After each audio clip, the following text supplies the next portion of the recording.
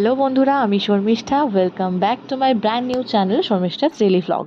আজকে আবারও চলে এসেছি তোমাদের সাথে একটা রেসিপি শেয়ার করতে। আশা করছি তোমরা অনেকেই হয়তো জানো, তবে আমি যেভাবে বানাই সেটাই তোমাদের সাথে আজকে শেয়ার করব। চিংড়ি মাছের মালাইকারি। এখানে আমি ছোট চিংড়ি দিয়ে বানিয়েছি। তোমরা একই প্রসেসে একই রেসিপি তোমরা বানাতে পারো বড় চিংড়ি দিয়েও। আমি দেখো আদা রসুন পেঁয়াজ সব একসাথে লঙ্কা বেটে নিয়েছিলাম।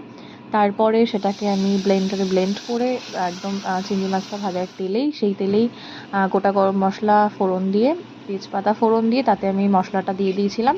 দেওয়ার পরে তাতে কিছু স্পাইসেস মিক্স করেছি, যেমন হলুদ, স্বাদ মতো নুন, তার সাথে একটু লঙ্কার গুঁড়ো। এগুলো সব মিক্স করে ভালো করে একটু কষিয়ে নিতে হবে। তারপর আমি আরেকটা মশলা তৈরি করে নিয়েছিলাম।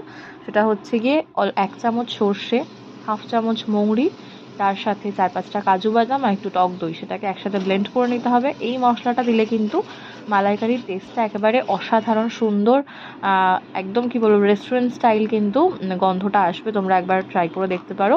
তারপরে আমি আলাদা করে নারকেলটাও ব্লেন্ড করে নিয়েছিলাম, সেটার দুধ বার করে কিন্তু আমি দিয়ে দিয়েছি। তারপর ফুটিয়ে নামিয়ে নিয়েছিলাম। নামানোর আগে আমি একটু ঘি অ্যাড করেছি, সেটা আর দেখানো হয়নি ক্লিপিংটা, তোমরাও চাইলে একটু অ্যাড করে নিও। এইভাবেই আমি তৈরি করে নিয়েছি ভীষণ সিম্পল ওয়েতে চিংড়ি মাছের মালাইকারি। তোমরাও একবার বাড়িতে ট্রাই করে অবশ্যই আমার রেসিপিটা কেমন লাগলো অবশ্যই জানিও কমেন্টে। সবাই খুব ভালো থেকো। আমার চ্যানেলটা সাবস্ক্রাইব না করা থাকলে একটু সাবস্ক্রাইব করে নিও। দেখা হবে নতুন একটা ভিডিওতে। Thank you for watching.